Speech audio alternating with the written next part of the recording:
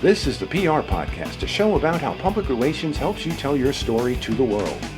We talk with great PR practitioners who have the skills, creativity, and just plain savvy to get their clients noticed.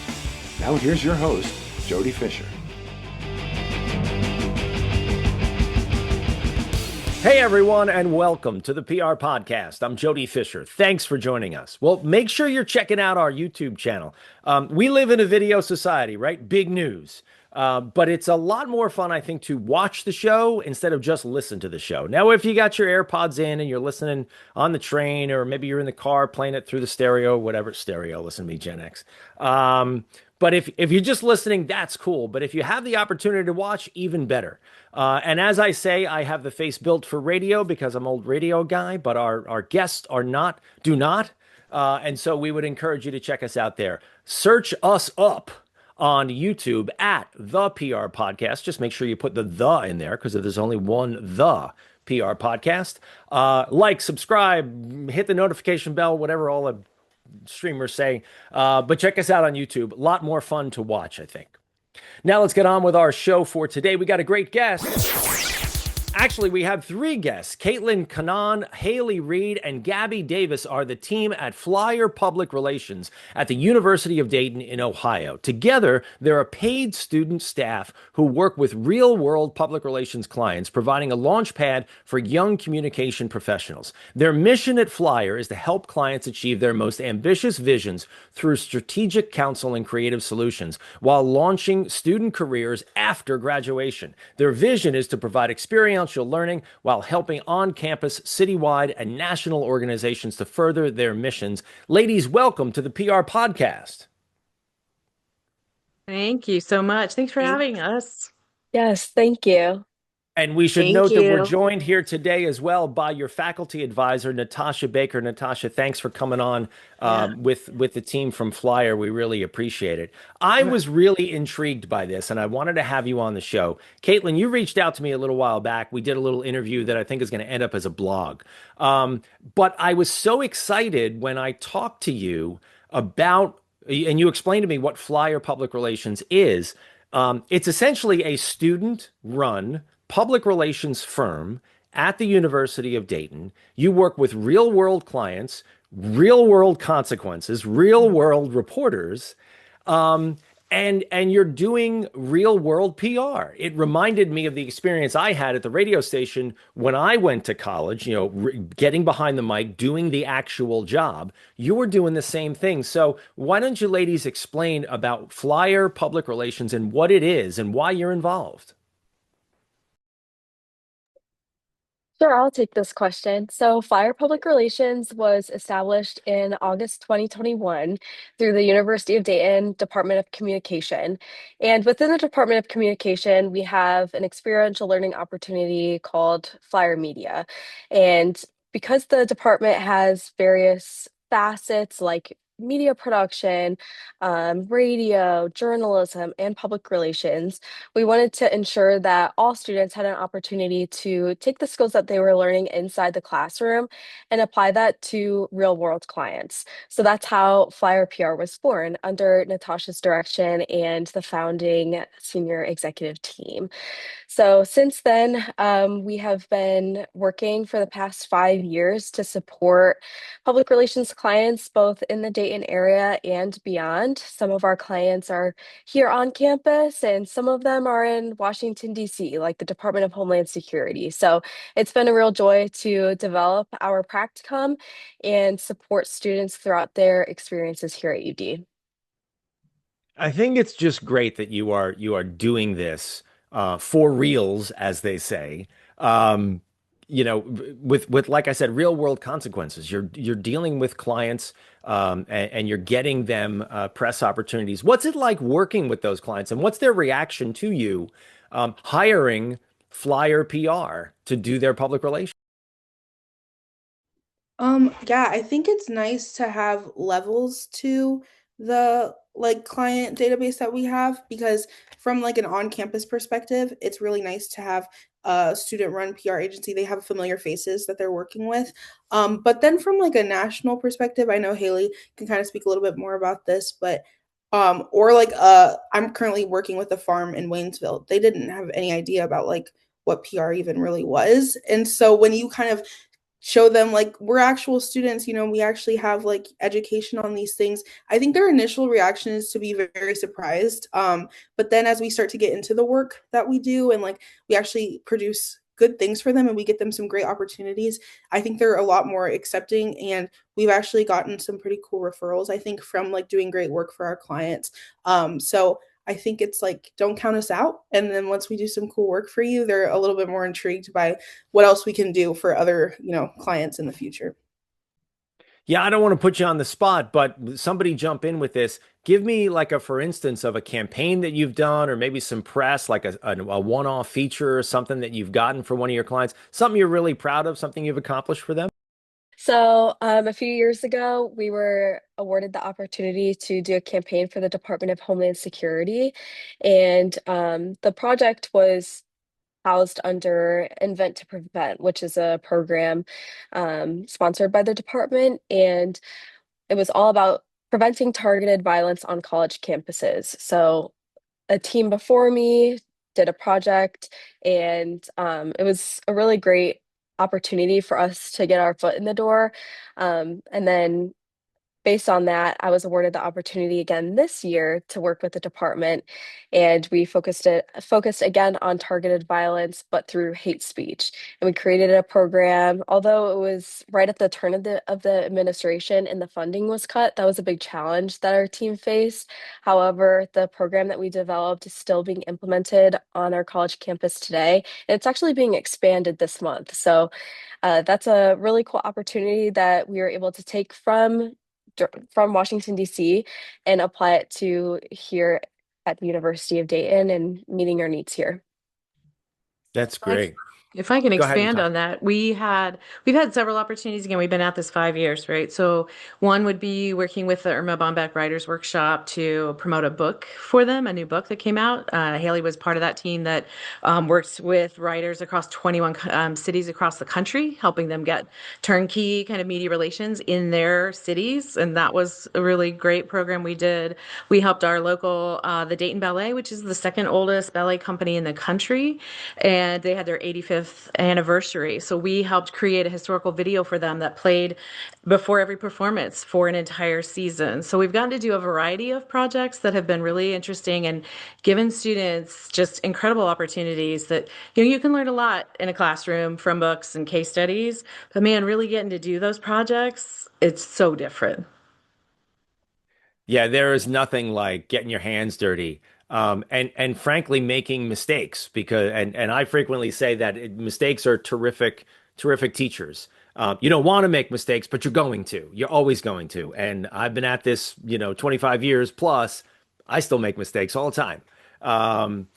And because that's part of our DNA is recovering from those mistakes. That's what PR people, part of what PR people do.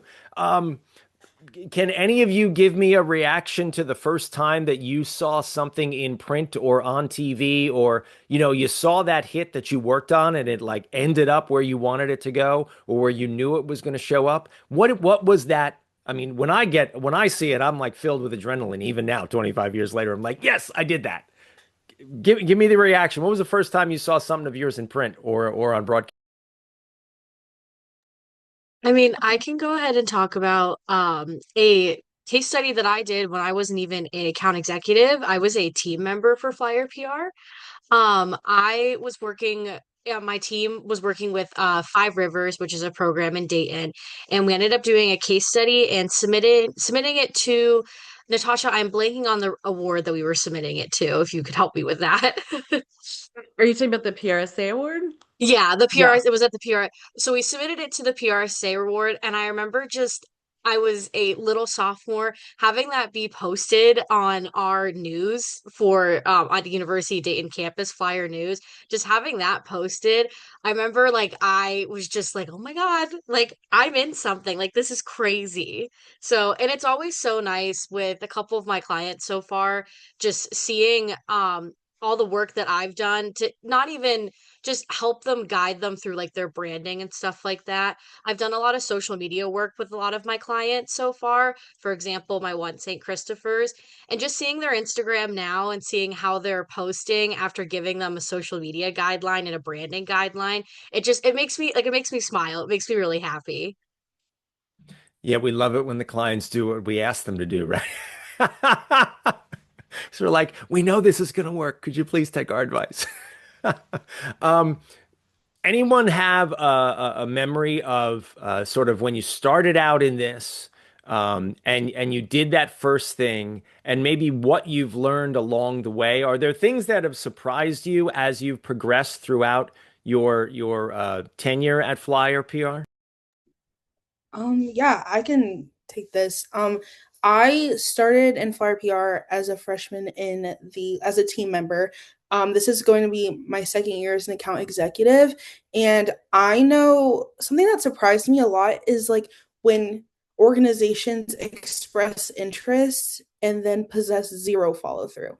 That to me is a really confusing thing because like how do you say that you need help and then you don't like do the active things to like, when I give you like some ideas and some suggestions, like I've been ghosted twice now by clients. And that to me is like, it's just really baffling to me. Like we went through the whole process, like we had meetings, and that to me was the biggest, like, I think like Flyer PR culture shock was the fact that like just because they say that they want something, the follow through isn't always there. And that has been a really large adjustment. I'm fortunate enough right now to not have clients that ghost me, but who knows, it might happen again. I hope not. But that definitely Gabby, was I something hate to burst your bubble. It's going to happen for a long time.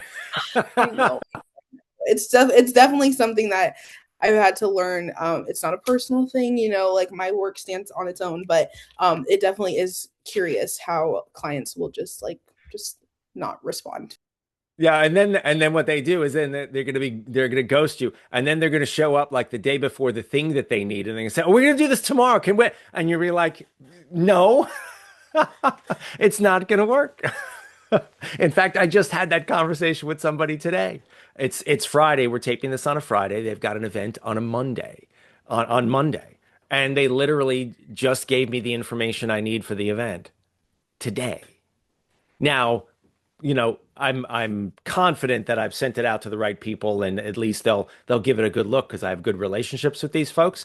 But if I was going out cold, and I even told them, I said I have very low expectations for coverage on this on Monday, just so you know. And I think that's part of what we do as PR people. Anybody else have something that they've learned that they thought I'm messing this up. Anybody have something that they thought was going to be one way that turned out to be another way? Something you've learned or something that surprised you along the way? I mean, I can talk about a specific client I had this semester. Um, I will say something that's so unique about this process with Flyer PR is how different it is from a regular class just because of clients, especially with when clients aren't clear with their directions. I spent this last semester with my team with a little bit of a struggle with directions and changing minds and unclear directions and also responding really slow, which you talked about earlier. But I will say that really it was such a culture shock because I think going into this into my little naive mind, I was like, oh, this is gonna go great this semester. We're gonna do this. And then it all just kind of fell down. But it really taught myself and my whole entire team just how to adapt quickly and also problem solve with dealing with a difficult client. And every time we had a little bump, I would turn to my team, which are mostly freshmen and sophomores, and be like, so guys, this is how we deal with a little bit of a difficult client. So it is nice with this, with also working with real clients, is not having all of the sunshine and rainbows and also having the difficult stuff, so they get experience into like how to time manage and just communicate better with balancing like what the client wants and then what they're changing their mind about later. So That is so great that you've learned that so early in your career because I think some people go years yeah. either not learning that or not wanting to deal with that. So that's terrific experience that you got, Kaitlyn. So we all know this, right? So many people think that and if you watch pop culture, that it's news releases, press releases, and going to red carpets and rubbing shoulders with whoever at the Met Gala. We know it's not that, but I also know that you guys are significantly younger than I am. And you practice PR just probably a little bit differently than I might. Um, what emphasis or what vehicles are you using, and what tactics and strategies are you using as a young person in PR to accomplish the goals that your clients want to accomplish? For me, it might be sending out a press release or sending out a pitch and getting a reporter to write an article or something like that.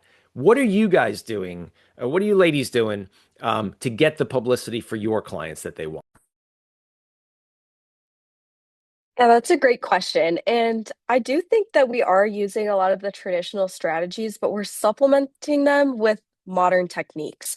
So we are learning how to write a good press release and a media advisory in our classes, but we're learning how to supplement them with new ideas like DMs on Instagram or cold calls to random reporters who we might see like as influencers on our social media. It really just depends on who our audience is for our campaign, but it's been a really great experience for me. And I think I can speak on behalf of everyone on this call and everybody who's been a part of the Flyer PR practicum to be able to learn how to write an AP style and how to pitch media clients in the Dayton area and then take our own spin on it.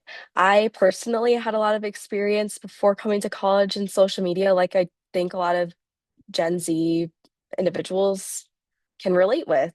So I knew how to connect with people on Instagram and on Snapchat and on TikTok and how to leverage those media outlets to expand our reach. So that's been really cool to kind of blend old tactics and new tactics to cast a wide net and see who shows up at our events. Do you think that the press release is ever going to go away, ladies? I personally don't think so. I think it's timeless. Um, at least at this stage in public relations, email is how people are getting their information. And being able to write a press release and put it into clear and concise email with a good subject line, that's all you've got. And if it doesn't land the first time, not just responding and saying, hey, just following up on this press release that I sent a week ago, but giving it another shot. I mean, it's one thing to have one chance at a press release, but it's also good to have a mindset of being able to shift your perspective and say, okay, it didn't land the first time. So how can I shift my approach and make it land the second time? That's something that I've really appreciated through the Fire PR practicum experience, and having these ladies support and changing my approach has been very valuable.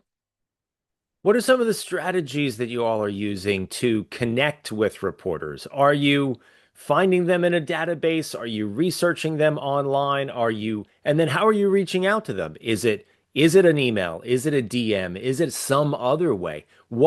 How are you as young people reaching out to reporters to connect with them?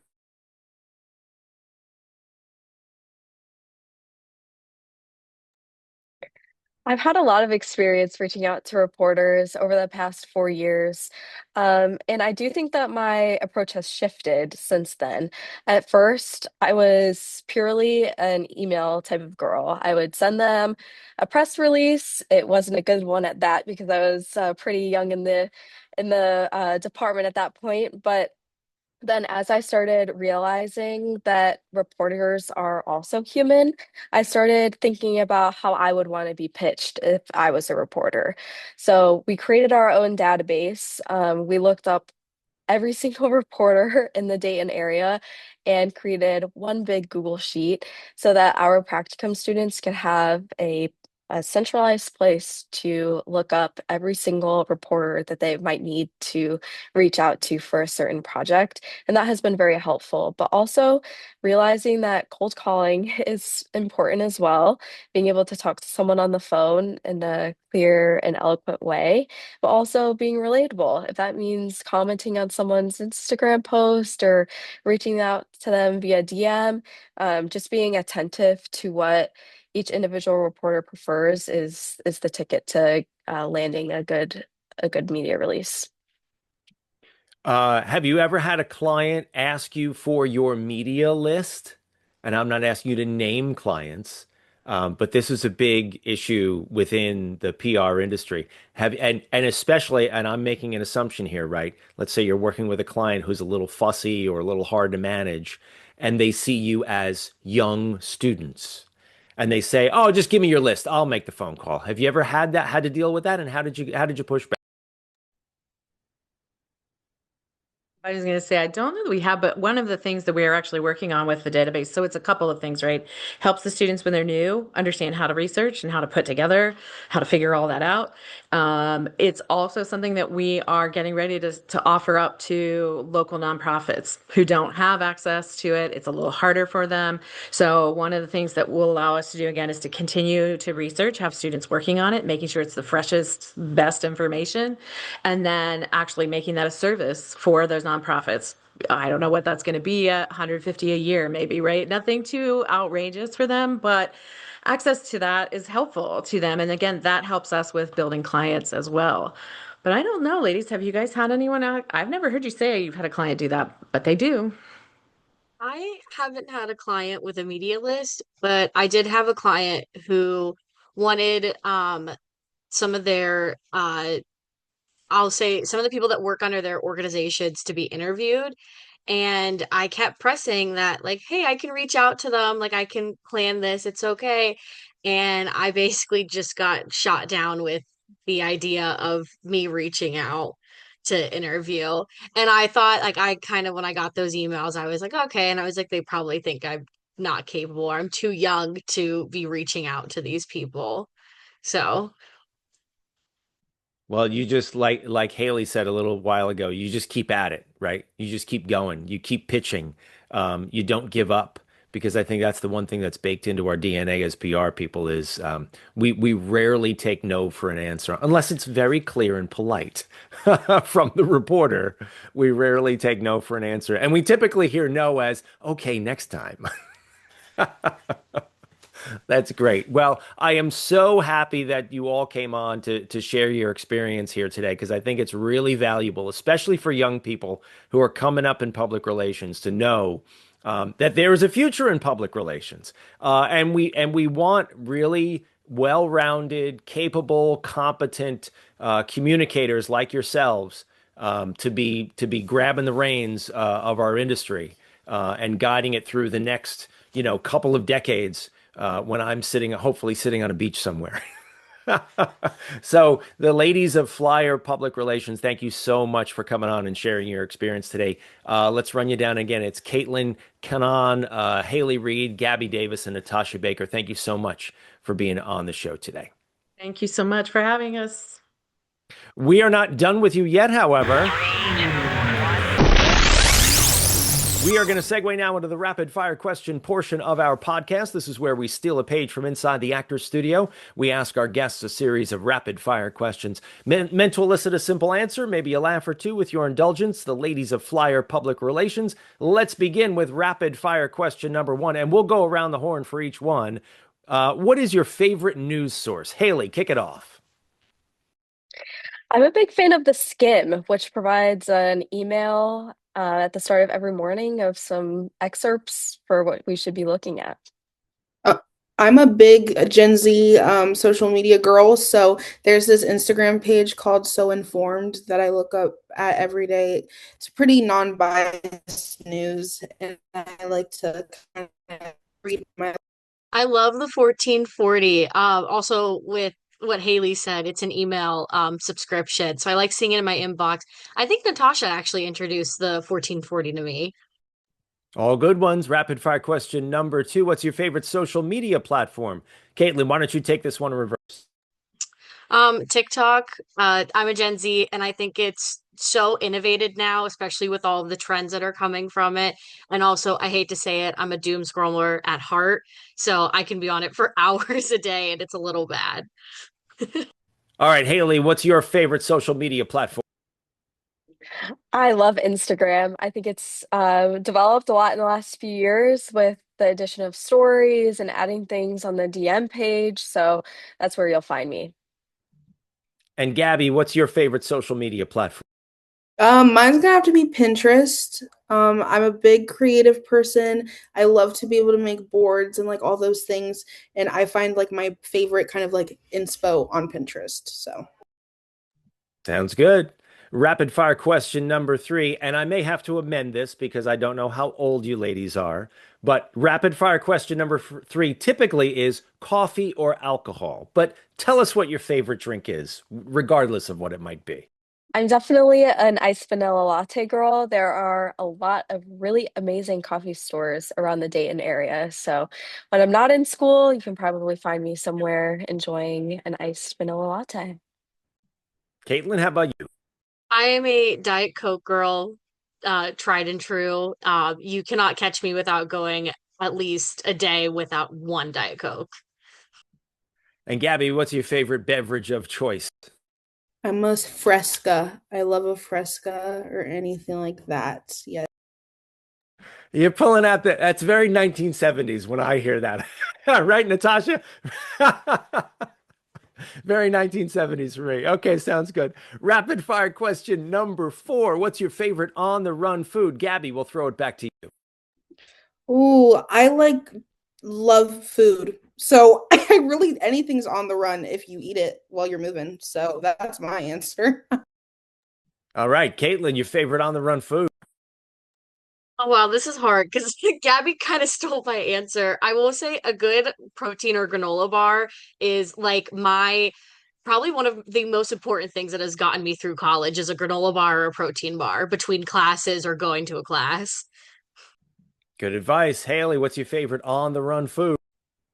It's got to be a snack from Trader Joe's. They don't have one where I'm from in Toledo. So here in Dayton, I'm very spoiled and make sure to stock up while I'm here. Love it. And rapid fire question number four. Again, typically for people who are not in college, but you guys, ladies, answer this any way you want. What do you want to be after you finish? Or let's say, what do you want to be when you graduate college? Oh, Haley, go ahead first. All right. I'm headed to the University of Dayton School of Law next year, which I'm very excited about. I'm hoping to blend my passions for strategic communication and public policy in some way. So if I'm not here in Dayton, maybe you'll see me in DC. Sounds good. Kaitlyn, what do you want to be after you finish college? Currently, I'm hoping to work something within corporate with communications or doing agency work, but the biggest goal right now is to move somewhere nice and warm down south. Sounds good. And Gabby, what do you want to be once you get out of college? I want to do something in the music industry, songwriting, something creative like that. So I only came to school for PR and marketing for that reason. So Brilliant. Well, ladies, this has been a great conversation. Let's go around the horn and let people know how they can find you online. Gabby, why don't you kick it off? yes, I got an Instagram _GABBYD _. Also my LinkedIn is just Gabrielle Davis. Feel free to connect with me there. Yeah. Kaitlyn, how about you? I will shout out my LinkedIn. It's just my first and last name. I also have an Instagram, Kate.Kenaan _. I also want to shout out the Flyer PR Instagram because we do have one. It is just Flyer PR, all lowercase. Follow that too, because we'll be releasing all of the fun stuff we do over the summer and then during the semesters for school. All right. And Haley, you're graduating college, I take it, this year. So how can people find you online and maybe even offer you a job? Yeah, that would be great. My Instagram and LinkedIn is at Haley and Reid, Haley, N as in Nicole, Reid, Reid. And let's circle back to Gabby's songwriting and music career. I know that she just promoted her singing page, so why don't you shout that out, Gabby? Sounds good. LOL. Gabby Davis official. You can follow on all platforms. Yay, fun. There we go. Sounds good. And Natasha, let's give you one last word here to promote Flyer PR because we know you created this whole thing 5 years ago. Closing thoughts on Flyer PR and how people can connect there. Yeah, so we also, as Kaitlyn said, we're on Instagram. We also have, oh gosh, you guys, I'm gonna forget our website. It's udflyerpr.com. There it is. Oh my gosh, that was crazy. I think it's great. I think it's exciting. I love seeing these students get a chance to do this, and it makes my day every day. Seeing them come in excited, it's the best. It's the best part. Yeah. Well, again, I really appreciate you all coming on here because I think the work that you're doing is terrific. I think the opportunity that you students have to do this work before you graduate is terrific. And I hope more people get the opportunity to participate, whether it's at the University of Dayton or anywhere else in the country. You got to be getting your hands dirty before you go out into the world. It'll give you so many more skills. And so really appreciate you telling your story. We're going to put all of those links in the show notes so everybody can check those out. And we're going to thank you again, Kaitlyn, Haley, Gabby, and Natasha. And thank you everyone for listening. Please remember to subscribe to the show, connect with us on Facebook, Twitter, Instagram, and TikTok at The PR Podcast, and send us a question or a comment. Our intro is by Christopher Apple. You can find him and his fantastic photography on Instagram at Christopher_APPOLDT. Check him out there and hire him for all your photography needs. You can find me online at Jody Fisher on all the socials and on the web at jodyfisherpr.com. We'll see you next time on the PR Podcast.